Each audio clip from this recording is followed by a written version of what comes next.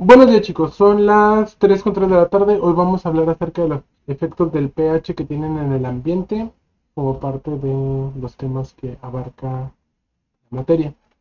Primero, todos conocemos como tal el ciclo del agua, en el cual pues se da una condensación del agua evaporada por evapotranspiración de las plantas, por evaporación de los océanos, lagos y ríos.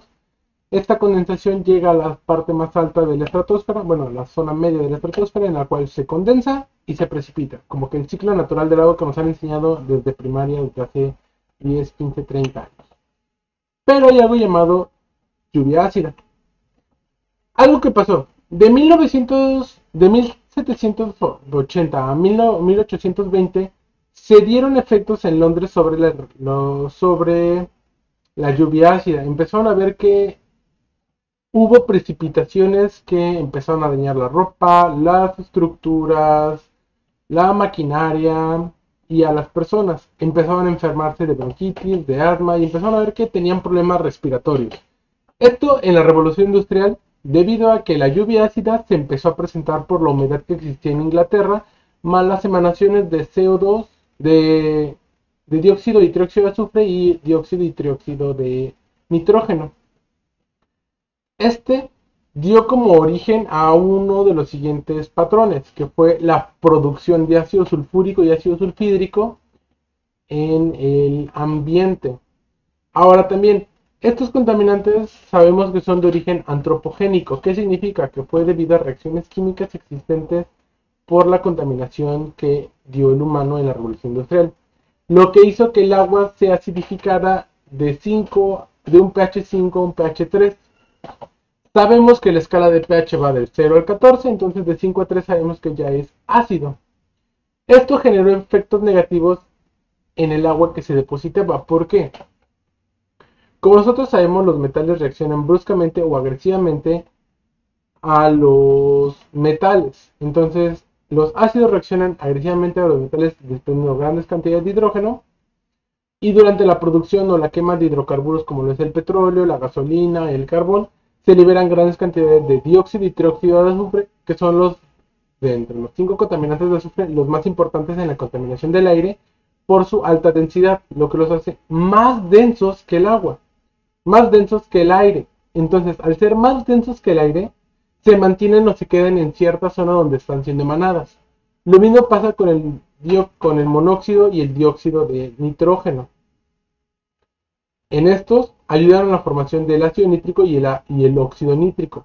Este óxido nítrico y ácido nítrico acidifican en una reacción exotérmica con el agua. Entonces, la lluvia ácida, mediante reacciones exotérmicas, se forma cuando la humedad del ambiente se junta con estas emanaciones de azufre y de nitrógeno en el ambiente.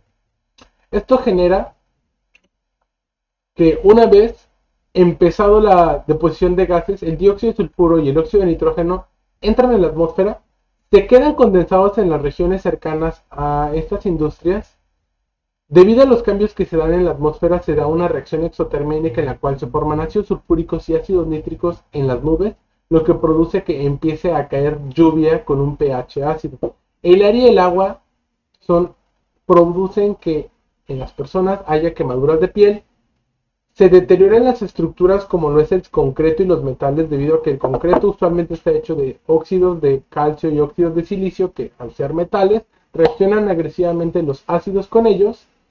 Las vías respiratorias se genera una atmósfera rica en azufre y en rica en nitrógeno, lo que genera que las vías respiratorias empiecen a tener daños a nivel del bronquio y produzca enfermedades respiratorias. Otra cosa que puede pasar es que los lagos empiecen a morir. Una deposición de agua que vamos a encontrar aquí, ese pequeño charquito, va a empezar a llenarse con lluvia ácida.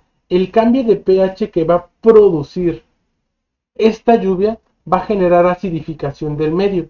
Un ejemplo de ello es el fitoplancton. Por ejemplo, el fitoplancton, que es uno de los organismos que existe en algunas aguas del océano, es parte principal para la alimentación de ballenas, delfines, sardinas, peces en general, pero es un bioindicador de la calidad del agua. Cuando el pH cambia súbitamente, el fitoplancton empieza a morir. lo que genera una podredumbre del fitoplancton y emane grandes cantidades de gas metano. Este gas metano se queda en la zona de la atmósfera, en donde empezamos a absorber grandes cantidades de radiación, y entonces impide que la radiación salga de la atmósfera, lo que calienta el área. Más aparte, esta acidificación del medio genera la pérdida de esta biota, lo que genera que organismos que dependen de la alimentación a partir del fitoplancton empiecen a morir. La acidificación de los océanos no es como que diga, se acidificó el océano y ahora todo es ácido. No, son acidificaciones momentáneas que se dan durante este proceso, en lo que se dan las deposiciones de sulfuros en el fondo del suelo marino. Ahora igual, hay que recordar que los ácidos tienen una propiedad de desmineralizar. Si bien la lluvia ácida genera la desmineralización, implica que en los suelos, por ejemplo los suelos agrícolas, empieza a liquidificar, a lixiviar los nutrientes. ¿Qué es lixiviar los nutrientes? Empieza a ser un caldito de nutrientes que empieza a infiltrarse en la matriz del suelo y empieza a depositarse en la zona rocosa del subsuelo. Esta zona rocosa, al tener usualmente propiedades alcalinas, neutraliza este lixiviado y lo mineraliza. ¿Cómo es mineralizarlo? Lo forma en una molécula no orgánica de difícil acceso, no solo por las presiones y la altura a la que se encuentra, sino también por el cambio de pH. Ahora también, otro ejemplo que puede o que generaba la lluvia ácida en los 1800 fue que los árboles, si se han dado cuenta, todas las hojas de los árboles tienen una pequeña capa de cera brillante, casi todos los árboles brillan, o la fruta, si nosotros vemos una fruta, está rodeada de una pequeña cera.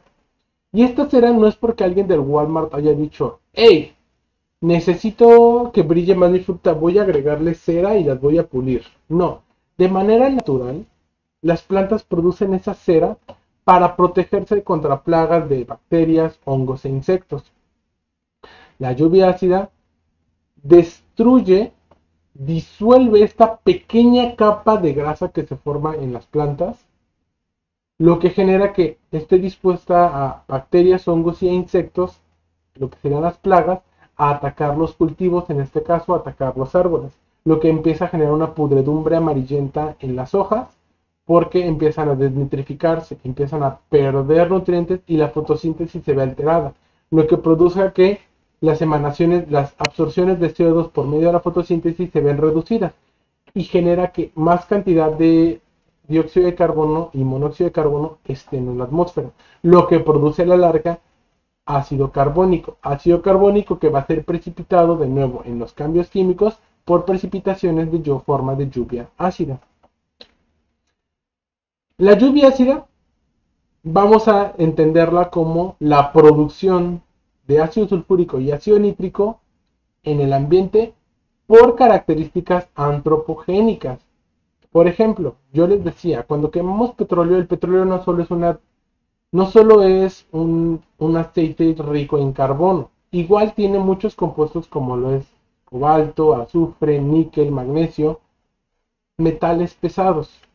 Entonces, cuando nosotros empezamos a quemar estos combustibles, empezamos a liberar a la atmósfera grandes cantidades de estos grupos oxidantes. Estos grupos oxidantes reaccionan fácilmente formando estas precipitaciones. Los contaminantes primarios de esta lluvia ácida, entonces vamos a decir que son el dióxido de azufre y el dióxido de nitrógeno, lo que van a producir ácido sulfúrico y ácido nítrico. El 90% del problema de contaminación atmosférica proviene de estos producción de componentes contaminantes y en menor proporción la formación del amoníaco a partir de los grupos nitrógeno y del óxido nitrógeno que está de manera natural en el aire. Los óxidos de azufre son incoloros y tienen un olor acre que puede durar de 2 a 4 días en el ambiente. El óxido nítrico son tóxicos, intervienen en los procesos fotoquímicos de la troposfera, son de color rojizo o a color incoloro, que son insolubles o son poco solubles en el ambiente. El óxido de nitrógeno forma el grupo amoníaco.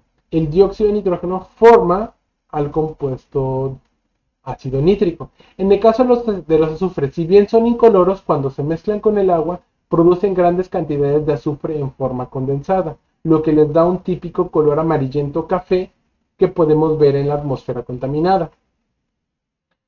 En el ácido sulfúrico entendemos que es un líquido incoloro amargo y conductor, que lo podemos encontrar en ácido de las baterías, en las baterías de las AAA, en este tipo de baterías.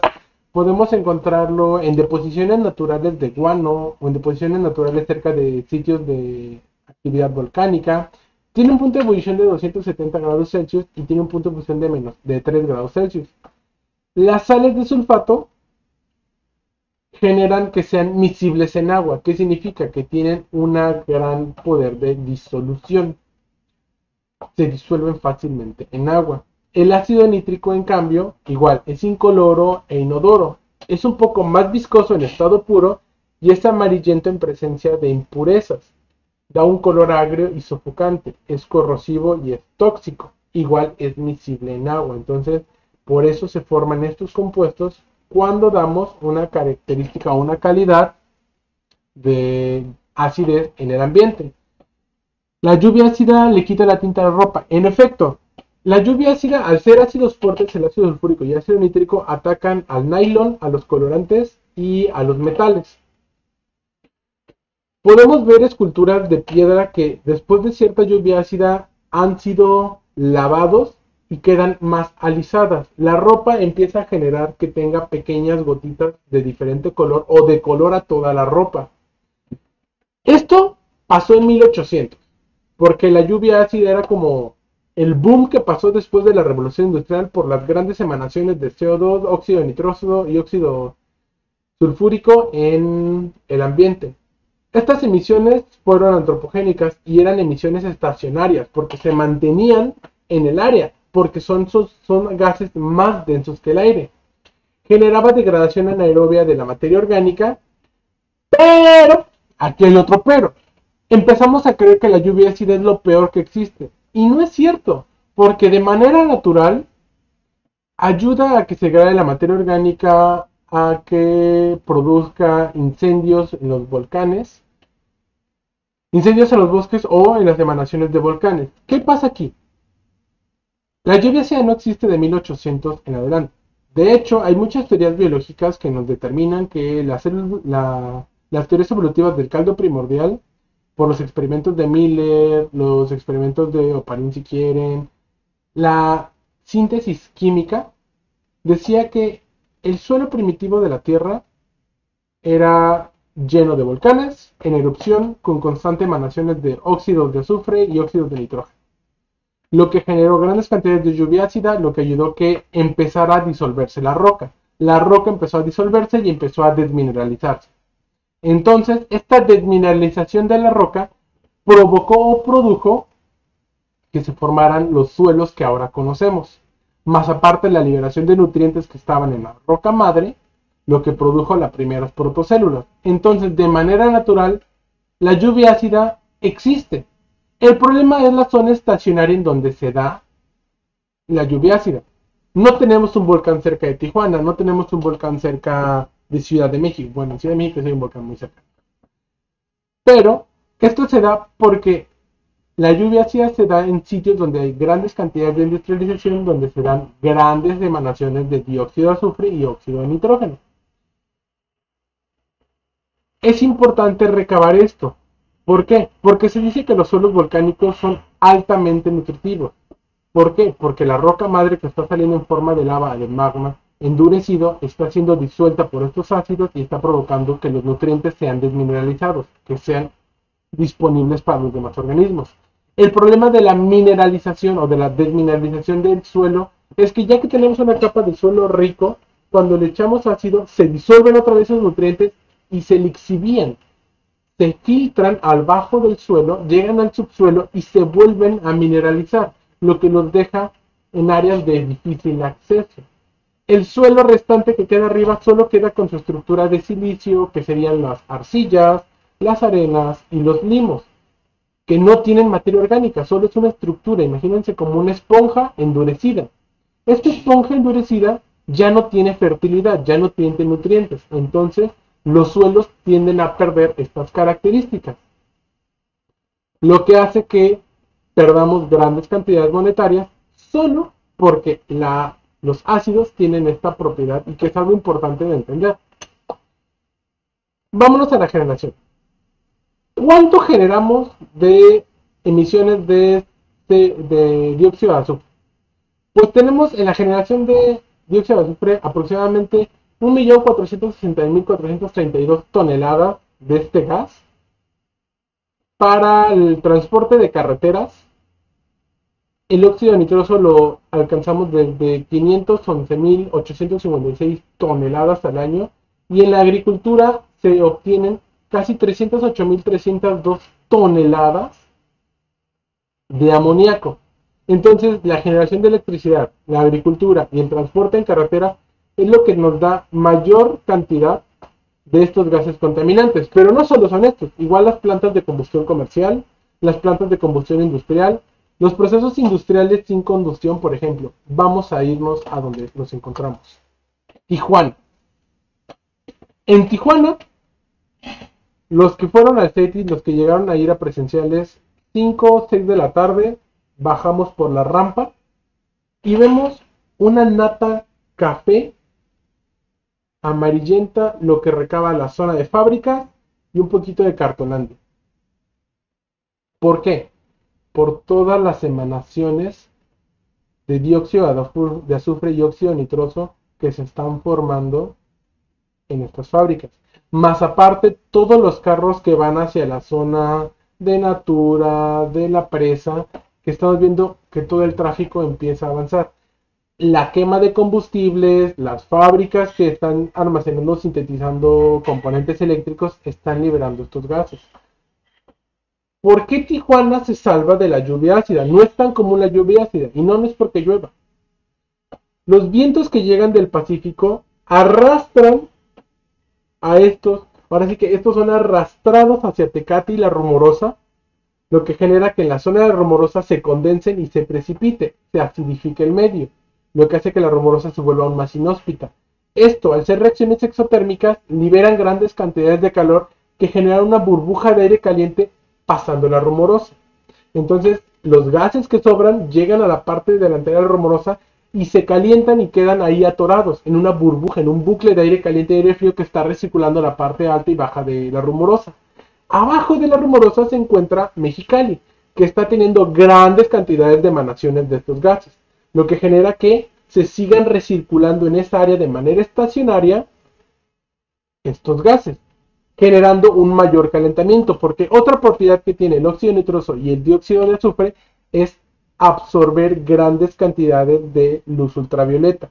Y no es que sea bueno, porque cuando se absorben grandes cantidades de luz ultravioleta, el oxígeno que existe en el ambiente se vuelve ozono. Entonces pasamos de una molécula de O2 a una molécula de O3.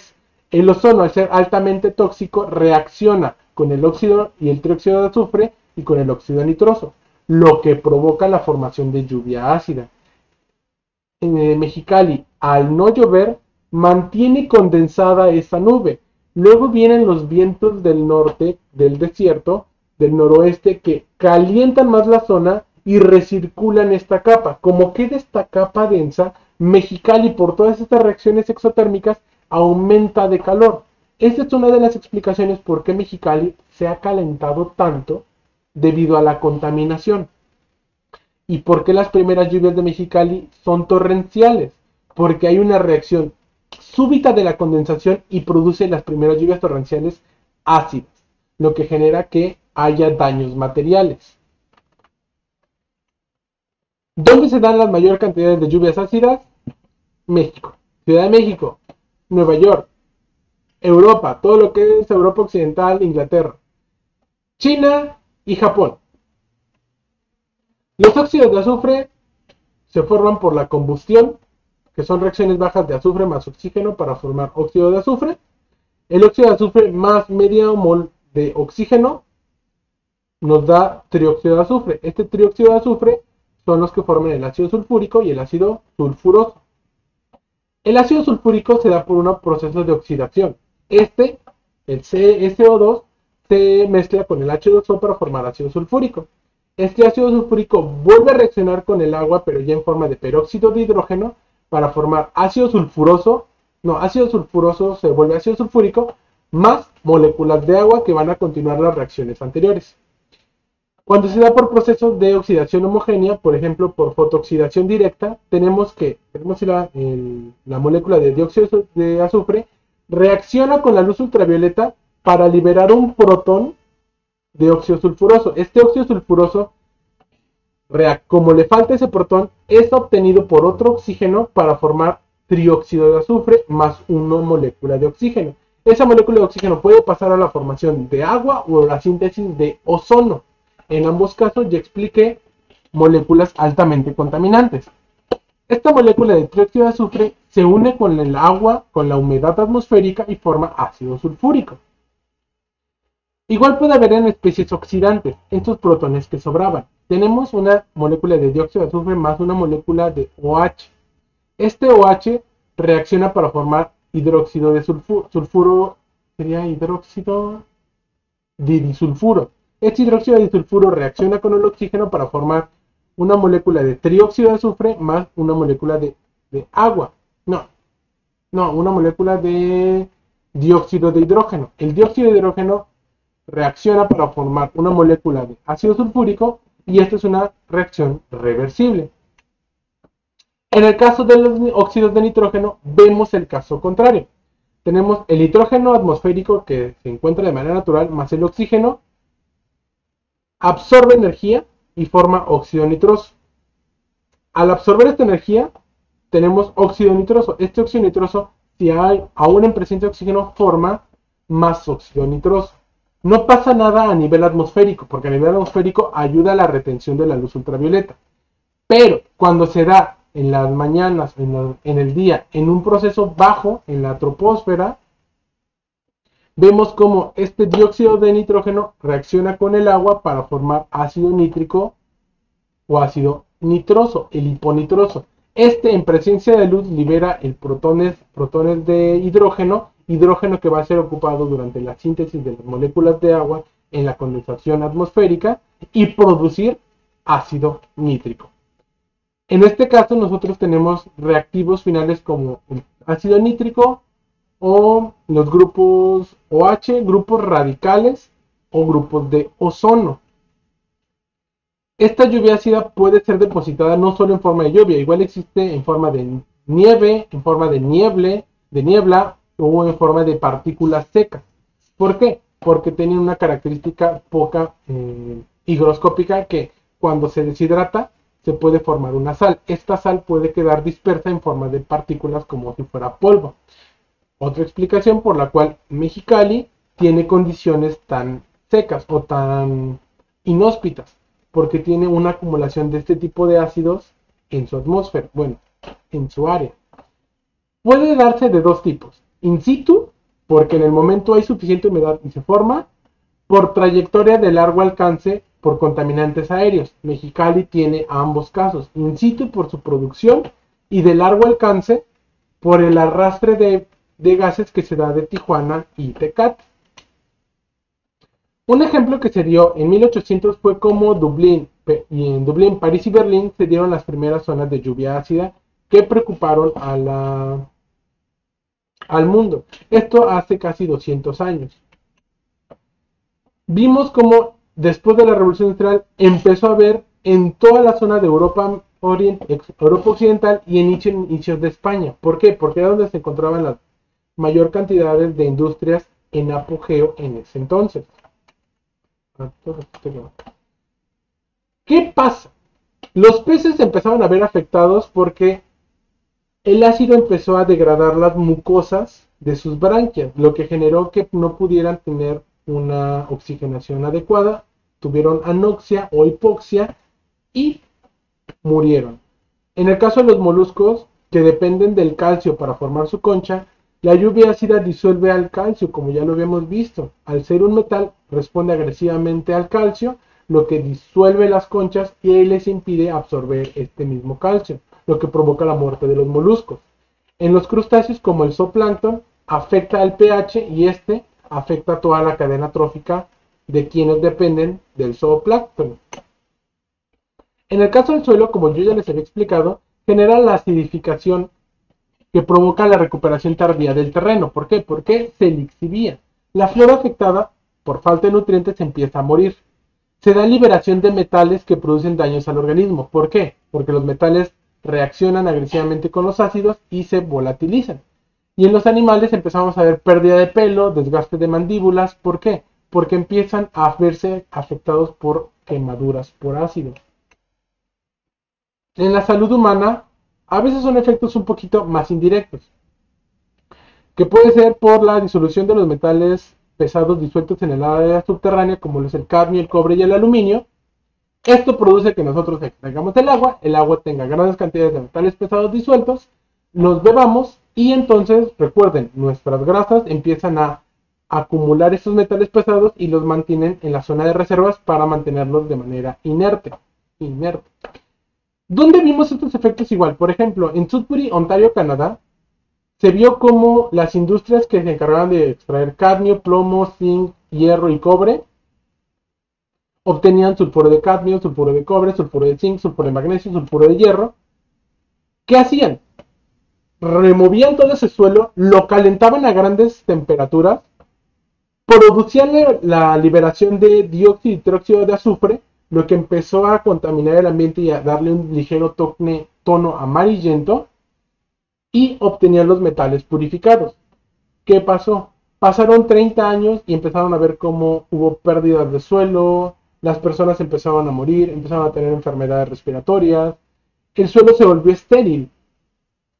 En Inglaterra hubo casos similares y en México, en las zonas de minería como lo es Guanajuato, en Monterrey, en Aguascalientes, San Luis Potosí, es muy común ver este tipo de atmósferas. Pero no hay que irnos tan lejos, vámonos a Tijuana.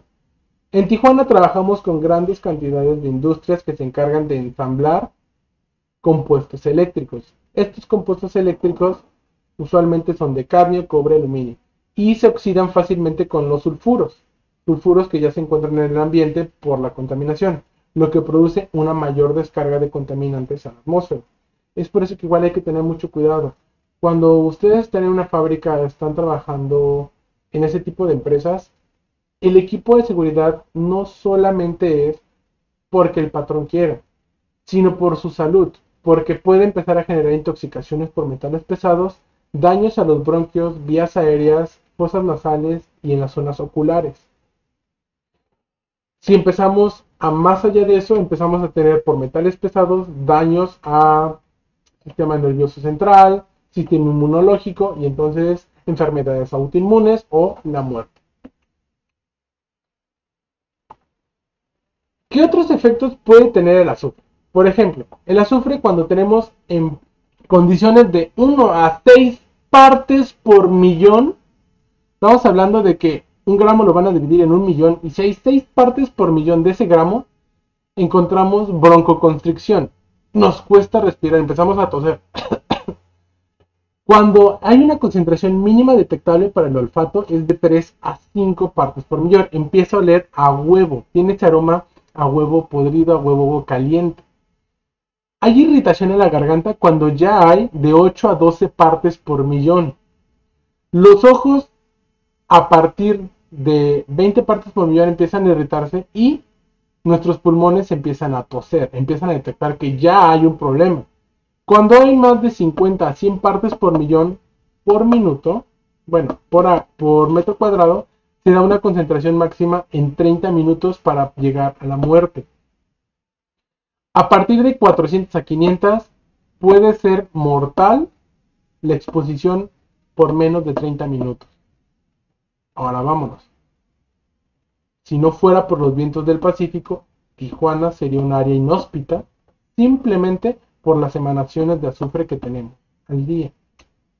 En el caso del nitrógeno, tenemos una concentración mínima en el olfato de 1 a 3 partes por millón. Ya lo detectamos y tiene ese aroma antiséptico. Cuando hay 3 partes por millón, la nariz, la garganta y los ojos ya hay irritación. De 25 partes por millón se generan congestiones y enfermedades pulmonares. Y cuando hay de 100 a 1000 partes por millón, una exposición breve a estos gases puede producir la muerte. Otros efectos que tienen sobre los materiales y las construcciones son estos que yo les comentaba. Por ejemplo, el acero, la pintura, los plásticos, el cemento, el mármol, al ser usualmente base metálicos, genera que se disuelvan con facilidad y nosotros podemos ver cómo estructuras quedan totalmente disueltas por el paso de la lluvia. Los monumentos que tienen roca caliza, arenisca, son susceptibles a los contaminantes del azufre y tienen costos elevados su restauración. En San Felipe nos dicen que hay uno de este tipo de empresas que contaminan. Entonces, si nosotros vemos las características que tiene la lluvia ácida, hay que tener cierto cuidado y cierto límite en entender cuáles son las prioridades o cuáles son las características de dicha lluvia. No es mala si nosotros vemos que en las zonas volcánicas ayuda a desmineralizar, a disolver esta roca volcánica para la liberación de nutrientes.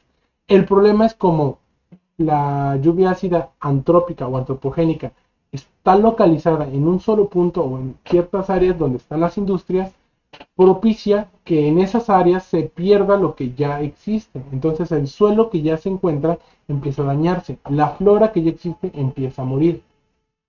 Empezamos a tener los asentamientos humanos, enfermedades respiratorias.